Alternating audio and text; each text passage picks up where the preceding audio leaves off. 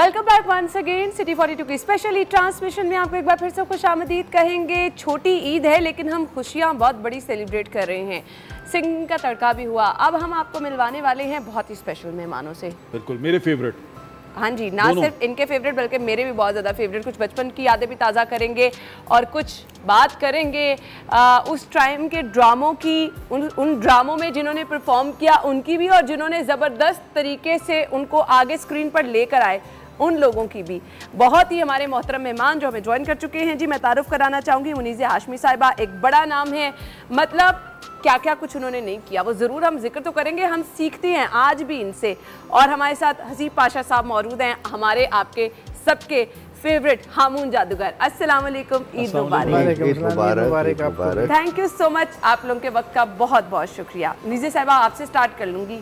बहुत शुक्रिया सर। सबसे पहले तो ईद के स्पेशल दिन, मुझे पता है घर में जब सब लोग आते हैं तो बड़ा ज़रूरी होता है बड़ों का घर में होना। आप हमारे लिए टाइम निकाल के आ गई हैं, आपने हमारी ईद को मजीद स्पेशल बना दिया है। बच्चे पूछते हो ਤੁਹਾਡੇ ਕੋਲੋਂ कितने चले हो वो पहले ही पूछ लो। पता क्या, बड़ों ने तो आदत पै गई है, सारी उम्र बेबे तो घर ही नहीं रहती सी, और पहले बेबे घर नहीं रहती सी, दादी घर नहीं रहती। मुनीज़े साहब, बड़ों ने तो ईद देनी होती है, इसलिए लोग कहते हैं भाई कहाँ चली गई दादी अम्मा। मैंने तो ईद लेनी थी, हम तो ईद लेने आए हैं। नमाज तो पढ़ के आओ। हो गया। हसीब पाशा साहब, मुझे ये बताइएगा, ईद का स्पेशल दिन है, सो आप यहाँ पर मौजूद हैं। आगाज़ कैसे किया ईद के दिन का?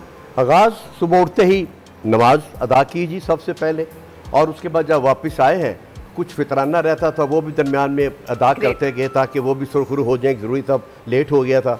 तो फिर घर आके वही बच्चे जो तैयार होते हैं वो उनको देख देख के खुशियाँ हो रही थी। वो पहले हम खुश होते थे, अब हम खुशी के साथ अपनी जिम्मेदारियां भी पूरी करते हैं और उनके लिए स्पेशल हमें नए नोट लेके रखने पड़ते हैं ताकि उनको दीजिए। पुराने नोटों पे वो करात नहीं करते, और सितम ज़रीफ़ी ये है कि नए नोट नहीं मिलते, वो ब्लैक में मिलते हैं जी, वो मिल जाती है। अच्छा, हमने अभी तक जितने अपने गेस्ट से पूछा सब ने यही कहा कि सुबह उठते हैं, नमाज पढ़ते हैं, फिर जाते हैं और पैसे देते हैं। ये सबका स्केड्यूल एक तरह का क्यों होता है? अच्छी बात है ना, मेरा तो ऐसा नहीं है। ऐसे होना है, मेरा भी ऐसा नहीं तो फिर ईद का स्टार्ट कैसे करेंगे आप? नमाज मेरा ऐसा होता है कि मैं जाग रहा होता हूँ बड़ी देर तक, फिर मैं जागते जागते मस्जिद चला जाता हूँ, उठ के नमाज पढ़ने नहीं जाता, यानी कि उठा हुआ नमाज पढ़ने जाता हूँ, फिर आके सो जाता हूँ और फिर सोया रहता हूँ। फिर आपने यहाँ से जाके उन्होंने सारा दिन सोना है। ये बता रहे हैं कि मैं ईद के दिन ये मेरी मसरूफियत है। एंजी करी था ना, तुसी की करते हो? तुसी ना कहना कि मैं भी पहले चाहनी है नमाज पढ़नी है।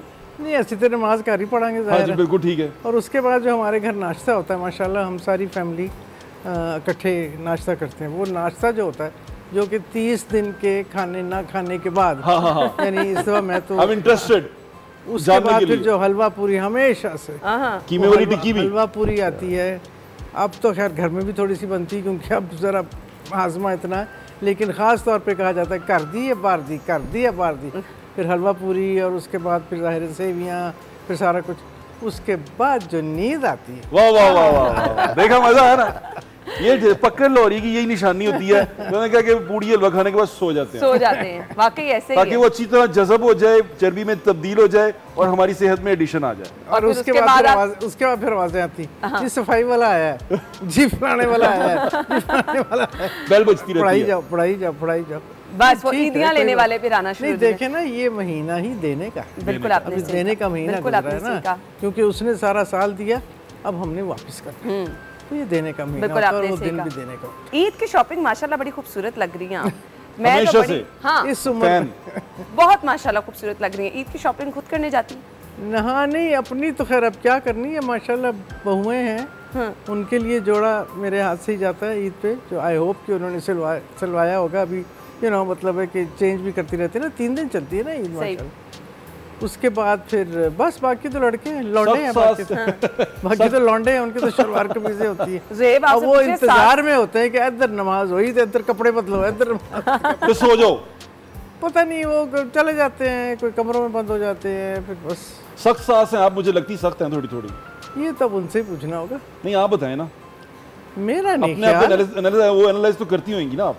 मैंने क्या एनालाइज करना है, मेरा तो ये है कि मेरी तो जाहिर है ये जिगर के टुकड़े हैं सारे के सारे लड़के। क्या कभी डांटा नहीं बहुओं को? डांटा होगा बिल्कुल नहीं। वाह, आपने तो गलत प्रेडिक्शन। मुझे लग रहा है डांटा होगा ना, सख्त है। हाँ, मेरे जो पोते पोतियाँ उनकी बड़ी बकवास सुननी पड़ती है मुझे। दादी even the dog is afraid of you. सख्त है। सही। हसीब पाशा साहब, आपसे जानना चाहूंगी, आपने हमेशा लोगों को हंसाया है, लोगों के फेवरेट रहे हैं आप, सो घर में कैसे थे आप?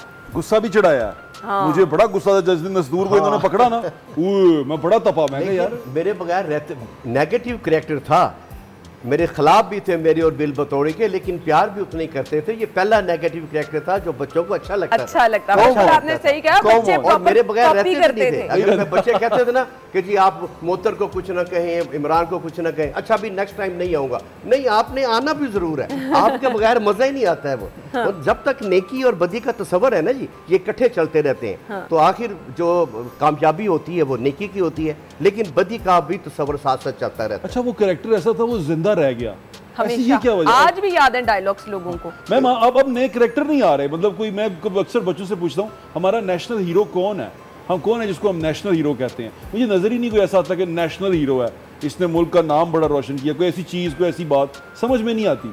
आपको ऐसा लगता है कि हम लैक करते हैं हीरोज में? नहीं, लेकिन जो हैं उनकी कदर नहीं होगी तो फिर अगलों की भी तो जाहिर है एक तरह से डेवलपमेंट नहीं होगी ना। कुछ we should also care about our heroes otherwise also. ये ज़रूरी नहीं कि आप आगे चलते जाएं, पीछे को भी मजबूत करें ना, बुनियाद को मजबूत करेंगे तो आगे चलेंगे ना। तो मुझे महसूस होता है कि हमारे एक तो कुछ आपसे बड़े कमज़ोर हो गए, कुछ हम ये भूलते जा रहे हैं कि क्या क्या बातें हम में, क्या क्या कमी है, उसको कैसे ठीक करना है, और बढ़ते चले जा रहे हैं, दौड़ते चले। एक तो ये जो कमबख्त आला हम सबके हाथ में होता है, इसने सत्यानाशी फेरी, मोबाइल फोन, इतनी सत्यानाशी फेरी हुई है जैसे कोई हद नहीं है। इसकी वजह से बच्चों के अटेंशन स्पैन ख़त्म हो गया है, हर चीज़ गूगल पे है। भाई गूगल हर चीज़ नहीं कहता, बैठ के बातें करें। हमने, इनको पता होगा, खैर ये तो बहुत छोटे हैं मुझसे, लेकिन वो जो ज़माना था जब बैठ के पूछते थे लोगों से, जब उस्ताद सामने बैठता था और आपके साथ बातें करता था, और आपको इंतज़ार रहता था कि मैं उस्ताद के साथ, ये मैंने कई दफ़ा बताया है, लेकिन जो फैज़ साहब के जो उस्ताद थे सूफ़ी ग़ुलाम मुस्तफ़ा तबस्सुम, फैज़ साहब हमेशा अपनी नई नज़म या नया गज़ल जब ख़त्म करते थे तो मैं मतलब से ओह ऑफ टू सूफ़ीज़, यानी वो जाके उन्हें सुनाते थे, फिर सूफ़ी साहब उसमें इस्लाह करते थे और फिर वो मानते थे कि अब मेरी बात ख़त्म हो। तो ये बात होती है उस्ताद का, ये एक आप एहतराम करते हैं और ये आप उसको इज्जत देते हैं। एक्चुअली ये चीजें लेकिन अब तो ये आपका उस्ताद है ना। और मेंटरशिप भी खत्म, कोई मेंटर ही नहीं है, किसी को मेंटर का पता ही नहीं है कि मेंटर क्या। इसलिए अफसोस होता है ना, हीरो की आप बात करते हैं तो फिर इसलिए अफसोस होता है। ये ज़रूरी नहीं कि हीरो आपका बहुत बड़ा हो, हीरो आपका साथ वाले घर में भी रह सकता है, आपके साथ भी रह सकता है, आपके अंदर भी हो सकता है। लेकिन हमने कुछ थोड़ा सा अपने आप को एक चलाऊ सा काम करना शुरू कर दिया। क्यों? बनावटी सी चीजें हो गई हैं, हमें मटेरियलिस्टिक्स है, कुछ रियल नजर नहीं आता। अच्छा जी, वो रियल की बात में अगर मैं कर रही हूँ तो मुझे काफी देर से ब्रेक ले लेके तंग आ गई हूँ। मून जादूगर हमारे साथ मौजूद हैं। तुसी ब्रेक लो, आप ब्रेक ले रहे हैं और एक मंत्र पढ़ना है और हम ब्रेक पे चले जाएंगे। घुम घुम घुमा छुम छुम छुमा कच कुमा चल चल चकरी बिन बिन बकरी बिल बतौड़ी नसा चोरी खा ले कचौरी, चुड़ैल खाए शाशलिक, चुड़ैल खाए शाशलिक, जिन खाए ब्रेक, जिन खाए केक, जिन खाए केक। अब हम लेते हैं एक ब्रेक।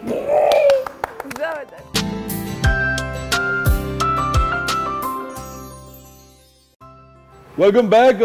यहाँ पर हम मौजूद हैं, हमारे गेस्ट जो हैं बड़े शानदार हैं, और उन शानदार जो मेहमान हैं उनसे एक बड़ी अहम सवाल पूछने वाला, जो अंदरून शहर के रहने वाले हैं वो इससे रिलेट ज़रूर करेंगे। मैम आपसे मैं पूछना चाहता हूँ, जब आप PTV की MD थी, आपने एक सीरीज स्टार्ट की, वो लाहौर के दरवाजे, और लाहौर के दरवाजे करने के लिए मैडम आरफा सैयदा गई और उन्होंने वो सारे बनाए। मैं उनके फुट स्टेप पे चला, मैंने वो सारे दरवाजे दोबारा कवर किए, लेकिन मैं भी वो सारी चीज़ें नहीं देख सका जो उन्होंने देखी, जिस तरह उन्होंने बयान किया। अंदरून शहर से क्या मोहब्बत है आपकी? वो एक तो ये कि उस ज़माने में बहुत ऐसा काम हो रहा था जिसमें हमें मेरी वैसे भी कल्चर से और हिस्ट्री से एक पुरानी, मेरी तो आप समझें ख़ानदानी एक हमारा है, जज्बा भी है और हमारी ट्रेनिंग भी है। और उस वक्त अल्लाह ताला ने ऐसा मौका भी दे दिया as general manager that I could do that, और लोग भी बहुत अच्छे थे। और ये तो डॉक्टर साहिबा अल्लाह उनकी बहुत ज़िंदगी दे, और उनको शौक़, और किस तरह वो चल चल के गई हैं जी, ऐसे ही है। और किस तरह उन्होंने एक्सपोज किया, और ऐसी ऐसी जगह, ऐसी ऐसी हवेलियाँ बहुत पढ़ती थी वो जी, पढ़ती सर्च करके जाती थी और फिर जाके दिखाती थी। और सलमान सईद हमारे प्रोड्यूसर थे, अल्लाह मग़फ़िरत करे, वो भी इतनी मेहनत से। तो ये मेरे लिए एक बहुत नई चीज़ थी। फिर इसके साथ साथ आपको याद नहीं होगा ज़ाहिर है सलमान रशीद साहब के साथ मैंने बहुत काम किया, तो जो एक और हिस्टोरियन है, और उन्होंने अलेक्जेंडर की पूरी जितनी उनकी सारी फुटस्टेप्स लाहौर में, वो पाकिस्तान में बिल्कुल सारे उन्होंने किए, वो भी उसका भी थोड़ा देखा हुआ थोड़ा सा वो भी।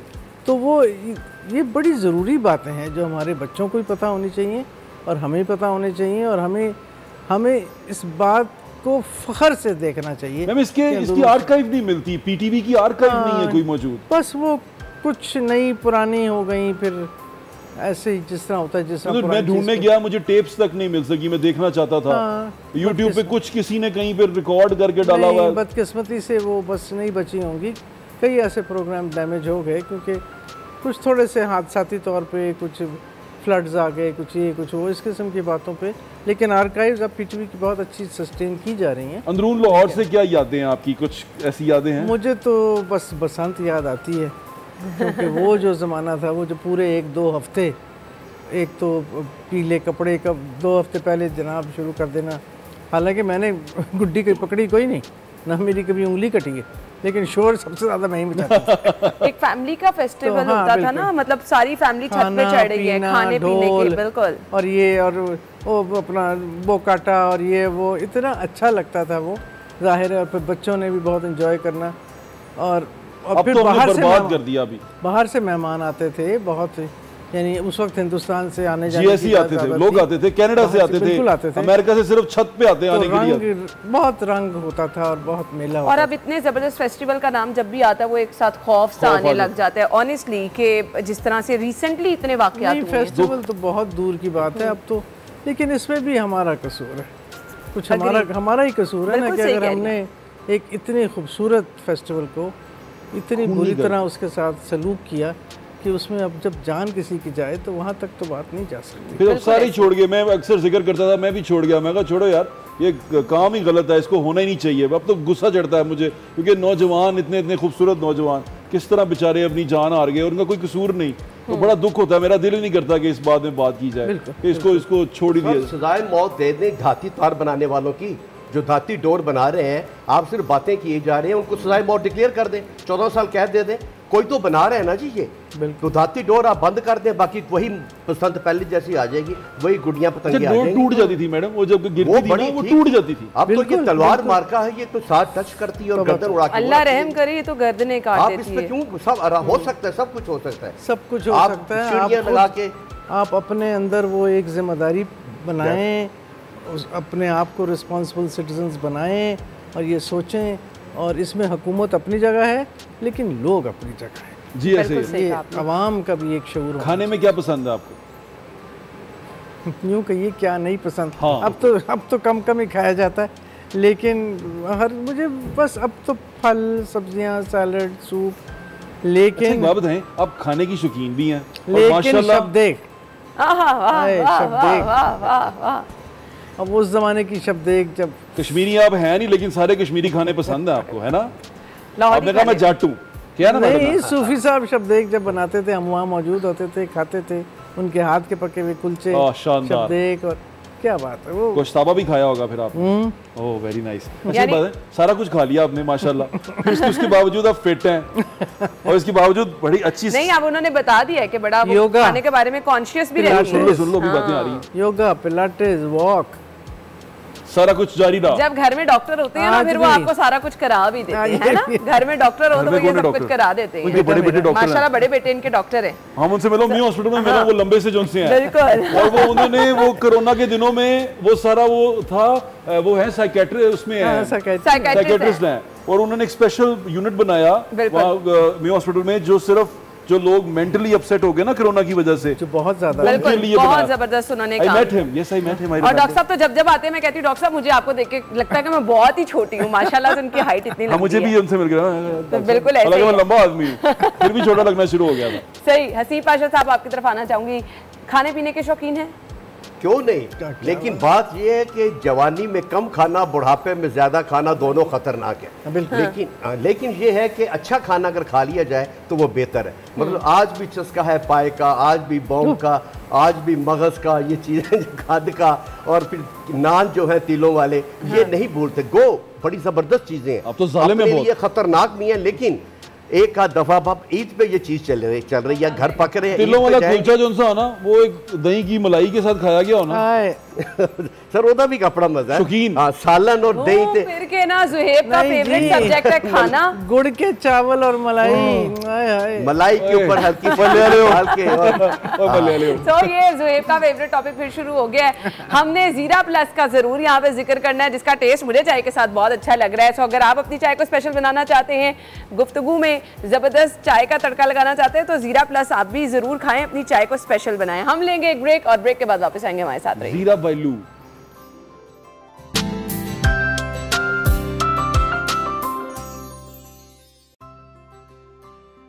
Welcome back once again. हमारे मेहमान हमारे साथ मौजूद हैं। हम बचपन की जहाँ ईद डिस्कस करते हैं वहाँ पे बचपन की कुछ यादें हमारी बड़ी स्पेशल होती हैं, और उन यादों में ऐनक वाला जिन हमेशा मेरे ख्याल से सबका मोस्ट फेवरेट जो है वो ड्रामा रहा है। हसीब पाशा साहब, आज कभी बाहर जाते हैं तो लोग कहते हैं कि हमून जादूगर आ गया, हमून जादूगर आ गया। जी बिल्कुल कहते हैं। खवातीन जो घर में रहती हैं उन्होंने बहुत गौर से देखा हुआ है, और ज़्यादातर लोग ये होते हैं जो बड़े बिजी हैं ना, ਤੁਹਾਨੂੰ ਕਿਧਰੇ ਦੇਖਿਆ ਹੈ ਵੇ ਖਾਲਾ ਬਸ਼ੀਰਾ ਵਾਲ ਆਏ ਸੋ ਤੁਸੀਂ ਖਾਲੂ ਨਜ਼ੀਰ ਵਾਲ आए सो किधरे नहीं यार मैं हमून जादूगर टीवी थे। हाँ, फिर वो जो चौंकते हैं ना, और जो बात होती है वो फिर बड़ी मजेदार होती है वो बात उनकी। कैसा लगता है? बाकी भी आपने ड्रामों में काम किया, लेकिन ये वाला देखिए पहचान एक ही ड्रामा आपको देता है। जॉन रैम्बो की पहचान वही है आज तक। डायरेक्ट हवालदार साहब जो है वो उनकी वही है, डायरेक्ट हवालदार की पहचान है। अजीजी साहब हमारे सुहेल अहमद साहब, उनकी पहचान वही है। मतलब एक करेक्टर जो आपको पहचान दे जाता है ना, that is sufficient for the whole life. आप शुक्र करें, और ये फनकार चाहता है कि मुझे कोई ऐसी पहचान मिल जाए। गुल्लू बादशाह मिल गया सर, किसको कह रहे हो? अदील को जब साथ जाते हैं लूसी लूसी लूसी बिल्कुल, बहुत वो भी यही कहते थे हमेशा याद रहा है कि लूसी पढ़ाता तुझे, लूसी कहता है लूसी। नाम है जी कि मतलब आप देखते हैं कि एक्टर है, इसने बहुत काम किया है। कौन से रोल किए बात का तो आपको पता नहीं होता। कई हमारे ऐसे फनकार हैं, लेकिन कहते ओ हमून जादूगर, ओ बिल बतौड़ी, ओ ज़कुटा जी। ये पहचान हर एक्टर की ख्वाहिश होती है जो अल्लाह ताला ने हमें वो बिल्कुल ऐसे कहा। हर किसी की एक पहचान होती है। मुनीज़ा साहब, आपके साथ एक बड़ा नाम जुड़ा है, फैज साहब का, और वो एक बड़ी जिम्मेदारी भी है। बंदा बड़ा वो होता ना कि अब मेरे ऊपर डबल रिस्पॉन्सिबिलिटी है। माशाल्लाह आपने बहुत ज़बरदस्त काम किया, लेकिन मुझे लगता है ये वाला नाम जो है हमेशा आपको स्पेशल बना देता है। बिल्कुल, और मैं ये मुझे याद आता है कभी कभी जब मैं जवान थी, मैं भी जवान थी, अच्छा कभी तो जब भी थी तो मुझे याद है कि कभी निकलना बाहर या कुछ होना तो अब्बा ने कहना कि भाई ये हमारी बेटी हैं।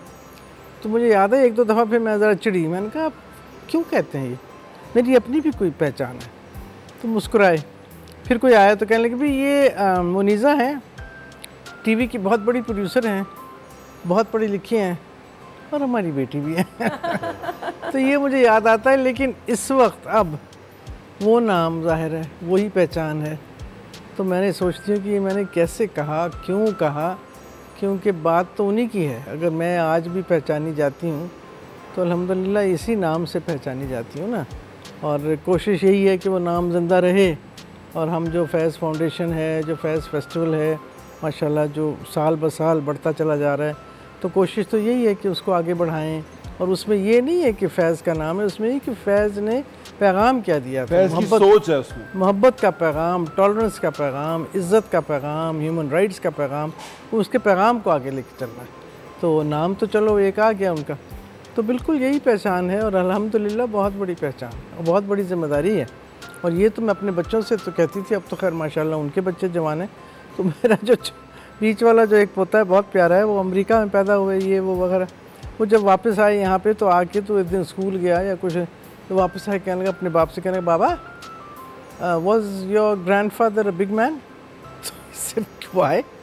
Well somebody told me in school that he was a great man. तो मतलब उसके लिए इतनी हैरानी की बात थी कि यू नो, फिर उसको समझाया कि बेटा वो ये है तो वो है तो वो है। फिर जो उर्दू में, you know I read Faiz poetry today and I told them that's my great grandfather. बड़ा खुश हुआ। तो वो फिर अब तो खैर होने मालूम है, ज़ाहिर है खुश है। तो एक बहुत जिम्मेदारी है, और अभी अगली नस्लें इसको लेके चलेंगी इंशाल्लाह। आप ये हमारी तो खैर चलो एक जेनेटिक एक डीएनए है, लेकिन फैज़ आपका है, सबका है। बिल्कुल सबका है। मैं चाहूँगी, आप वैसे तो शायरी आपको सारी पसंद होगी, हमें सारी पसंद है, आपको जो हमेशा शेर उनका बहुत ज़बरदस्त लगता हो, आपके दिल के बहुत करीब हो, पर्सनल मेमोरी के साथ। हाँ, ये मैं बता चुकी हूँ, और लेकिन ये मैं फिर बताती हूँ। 8 साल की उम्र है मेरी सालगिरह है। फैज़ जेल में है और मैंने उनसे कहा है कि मुझे एक तोहफ़ा चाहिए। अब जेल में क्या तोहफ़ा मिलेगा? जब मैं गई तो कहने लगे बेटा एक नज़म लिखी है हमने तुम्हारे लिए। वाह। तो वो नज़म, एक मुनीज़ा हमारी बेटी है जो बहुत ही प्यारी बेटी है, हम तो उससे प्यार करते हैं, सब के सब उससे प्यार करते हैं। तो काफ़ी लंबी है, लेकिन ये कि उम्र देखो तो 8 साल की है, अकल देखो तो 60 साल की है। तो ये नज़म है जो मुझे कभी नहीं भूलेगी। उन्होंने आपके लिए लिखी है? मेरे लिए लिखी, और ज़ाहिर है एक ऐसा तोहफ़ा जो सारी उम्र मेरे साथ रहेगा और अगली नस्लों के साथ भी रहेगा। और इतनी खूबसूरत बात है, तो ये आप सोचिए कि ये मेरे लिए एक कितनी दिल के करीब ये चीज़ें होती हैं जो हमेशा आपको याद रह जाती हैं। कुछ उनका बाकी सब शायरी तो पूरी दुनिया के लिए है, लेकिन ये चीज़ सिर्फ आपके लिए है, बहुत स्पेशल है, आपके दिल के करीब। हम ब्रेक ले लेते हैं, ब्रेक के बाद वापस आएंगे। स्टे विद अस।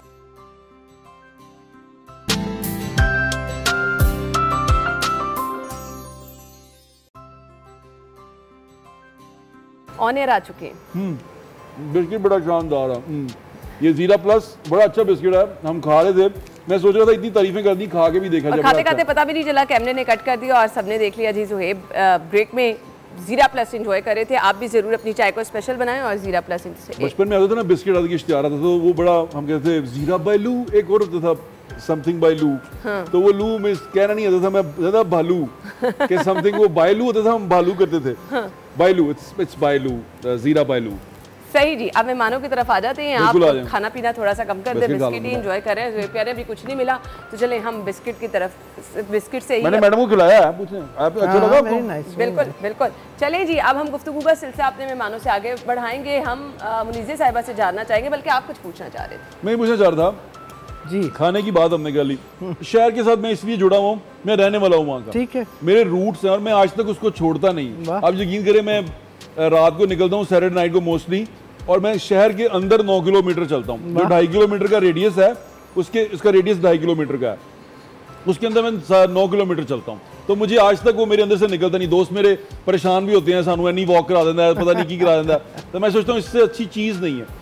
तो ये जो आर्ट और लिटरेचर से हमारा प्यार है, मैंने देखा है मेरे बाद वाली जनरेशन, जिसे जेन ज़ी कहते हैं, हम पता नहीं क्या क्या नाम देते हैं, उनको नहीं है, उनको हिस्ट्री से कुछ लेना देना नहीं है, कम है, आर्ट से लेना देना नहीं। क्या वजह बनी? आपको क्या लगता है प्रॉब्लम कहाँ पर आई? देखिए, वक्त के साथ साथ जनरेशन से चेंज होंगी। ये जो इस वक्त जनरेशन आई है, इसकी ज़ुबान मुझे तो समझ नहीं आती।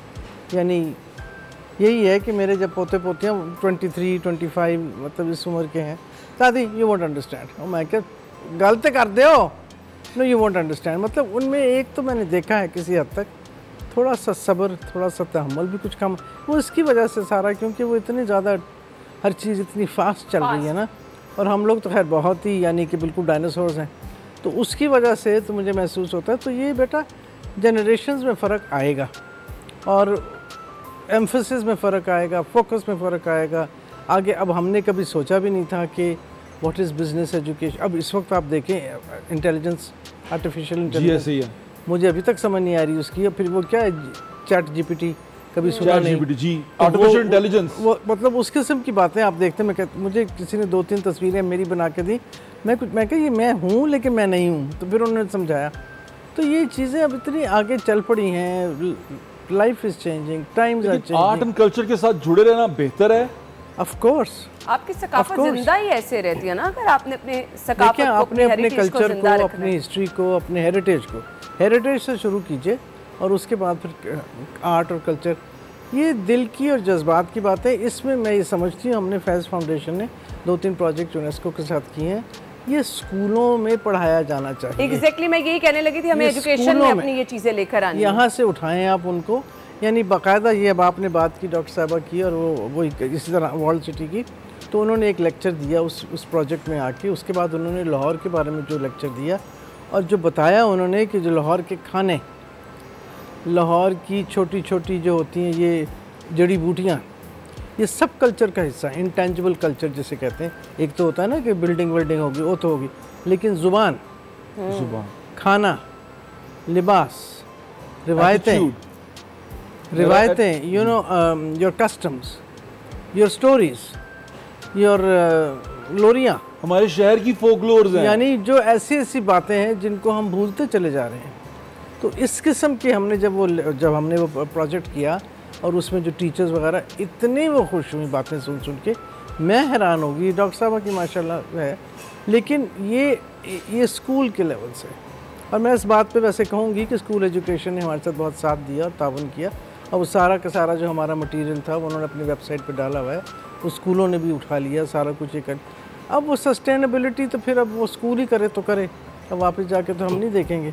तो हमने अपना काम कर दिया माशाल्लाह। अब आगे तो उन्होंने उठाना है सारा, लेकिन ये एक बड़ा ज़रूरी है कि आपको इसको करिकुलम में हम रिलेट नहीं कर पाते ना। मैं बिल्कुल, मैं अक्सर वो शहर में जाता हूँ ना, मैं किसी पुराने घर को ना स्पेशली टच करके देखता हूँ, बिल्कुल, कि मुझे ऐसा लगता है कि the house is talking, the building is talking, बिल्कुल। लेकिन वो हम बहुत सारे लोग फील ही नहीं कर पाते, बिल्कुल। तो लेकिन कुछ लोग व्लॉग जो बनाते हैं वो ये काम कर रहे हैं जो आप कह रहे हैं ना कि नहीं हो रहा, काम हो रहा है।